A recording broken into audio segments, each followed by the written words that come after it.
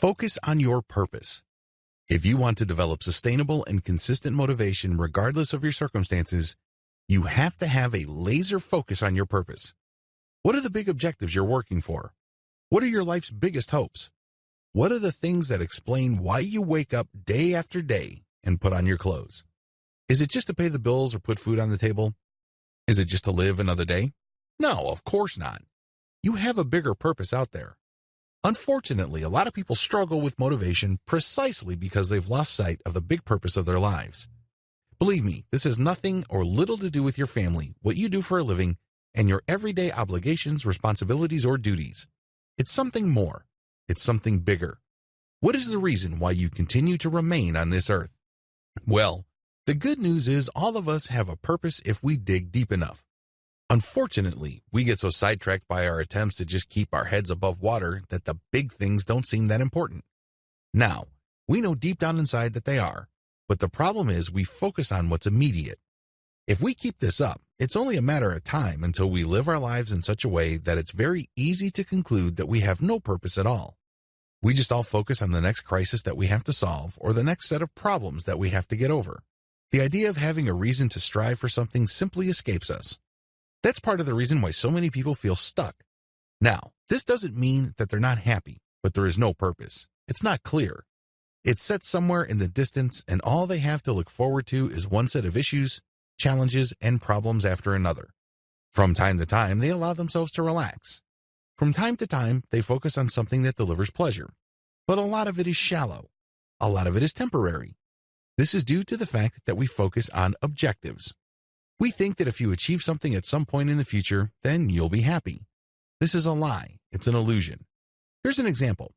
When I was in high school, I was under the impression that if I worked hard and sacrificed enough, I would get into this school that I've always dreamt of attending. Sure enough, after I did well enough on the SAT test and got my grades up, I got admitted to a really good school. What do you think happened there? Do you think I was happier? Well, of course not. At that point, I started telling myself, I will be happy once I finish school with the right degree and I get a corporate job. Sure enough, things turned out according to plan and I got myself a nice job in one of the bigger insurance companies in Southern California. Do you think I was happier then?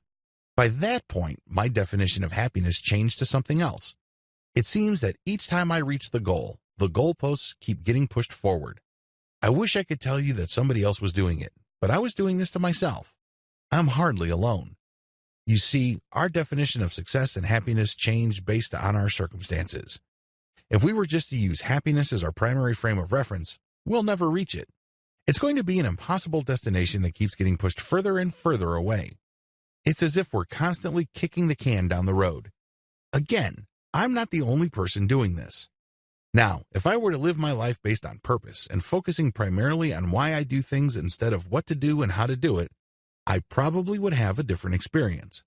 Purpose is not just an objective.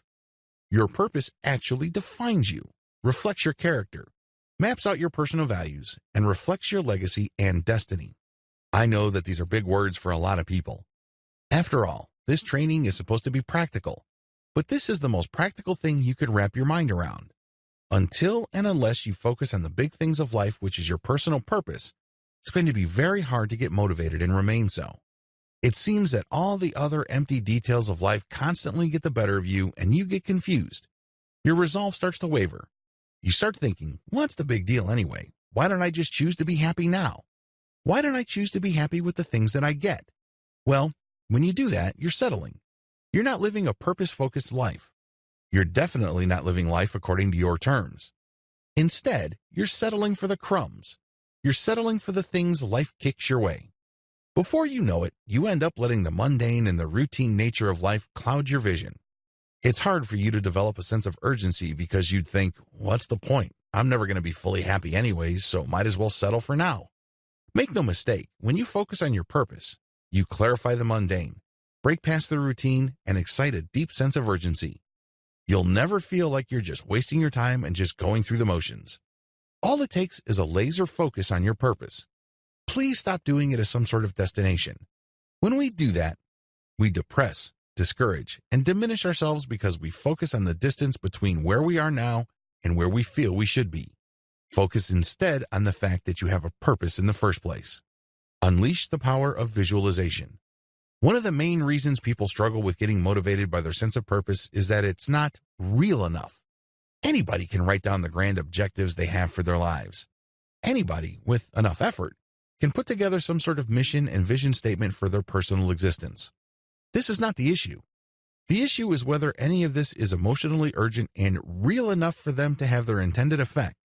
The effect, of course, is motivation. One of the best ways to trigger this is to play a mental movie. Imagine your purpose playing out in front of your mind's eye. What would you see? Focus on the details and how the characters interact with each other.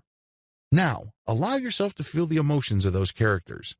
This is the ideal you in some distant future you. How much different is that person's emotional state? How much clearer is that person's appreciation of his or her place in the world compared to your understanding now?